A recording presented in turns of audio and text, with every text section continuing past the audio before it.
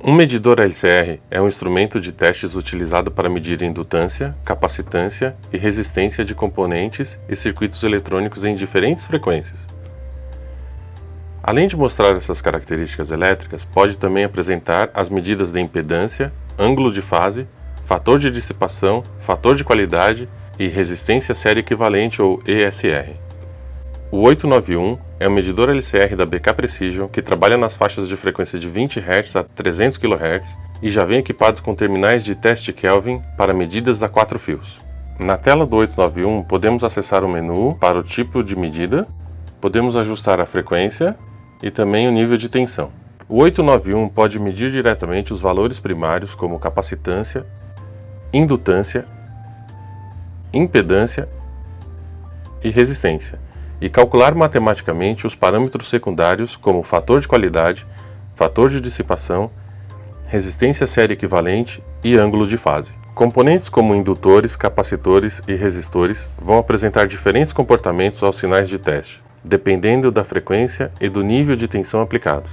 Capacitores ou indutores de alta capacitância ou alta indutância vão apresentar comportamentos distintos quando trabalhando em baixas ou altas frequências. O medidor LCR891 permite o ajuste da frequência de teste do nível de medida e também do circuito equivalente para caracterizar corretamente o componente sendo testado. Vamos tomar como exemplo neste vídeo medidas em capacitores. Para medidas de capacitância, é importante selecionar a frequência correta para obter maior precisão nos resultados. Como regra básica, frequências de 1 kHz ou maiores são adequadas para medir capacitores de 0,01 microfarads ou menores. Para capacitores de 10 microfarads ou maior, frequências de 1 kHz ou menor deverá ser usada. Seguindo esta tendência, podemos dizer que altas frequências de testes são mais indicadas para testar componentes de baixa capacitância. Para altas capacitâncias, frequências mais baixas são mais indicadas. Na maioria dos casos, o ideal é verificar as especificações técnicas do fabricante a fim de determinar a frequência ideal de teste dos componentes. Neste caso, estamos com um capacitor de 100 microfarads e usando uma frequência de 20 Hz. Vamos mudar essa frequência para 1 kHz e ver o comportamento. Note que a capacitância alterou. Vamos aumentar um pouco essa frequência e entender o que acontece.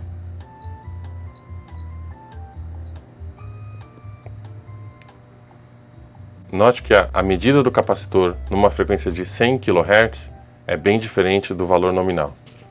Os atributos principais de um capacitor, um indutor e um resistor são geralmente representados pelo valor nominal de sua capacitância, indutância e resistência, respectivamente, em uma condição específica de operação. Um capacitor ideal só teria capacitância pura e a impedância diminuiria conforme a frequência aumentasse. Na prática, porém, os componentes não são puramente resistivos, nem puramente reativos. Sempre contém valores parasitas de outras grandezas. A impedância em um capacitor diminuirá até atingir a frequência de ressonância. Acima desta frequência, a componente indutiva será dominante e o capacitor passa a se comportar como um indutor. Para um capacitor, os parâmetros importantes de serem verificados, além da capacitância, são o ESR, que seria a resistência série equivalente, e o fator de dissipação D. ESR é o valor de resistência de um capacitor que representa todas as perdas reais. Os efeitos de perda no dielétrico representam a maior parcela do ESR, que são tipicamente muito maiores que a resistência série dos terminais e dos contatos do componente. O valor ESR pode ser selecionado junto com a medida de capacitância no 891 e é indicado em ohms. Um valor baixo de ESR é desejável. Já o fator de dissipação D pode ser definido como a tendência de um material dielétrico a absorver energia quando um sinal alternado é aplicado a ele. Matematicamente, é uma relação entre a energia perdida e a energia armazenada. Pode ser considerado também como a relação entre a parte real de uma impedância para sua parte imaginária ou a razão da ESR pela reatância capacitiva. É um valor adimensional. Para uma frequência fixa e modelo de capacitância em série, a ESR é pequena quando D é pequeno. Como a ESR dissipa a potência real em um circuito, Uma ESR baixa é desejável para melhor eficiência. Assim, capacitores com valores baixos de fator de dissipação D são desejáveis também, especialmente em circuitos de potência. Outra consideração seria o modelo equivalente do componente sendo verificado. Se a capacitância é pequena, a resistência em paralelo torna-se grande e é mais relevante do que a resistência em série. Se a capacitância é grande, a resistência em série torna-se dominante e a resistência em paralelo insignificante. Assim, é adequado usar o modelo em paralelo para baixas capacitâncias e o modelo em série para medidas com altas capacitâncias. A função de varredura ou sweep permite verificar o comportamento do componente em diversas frequências.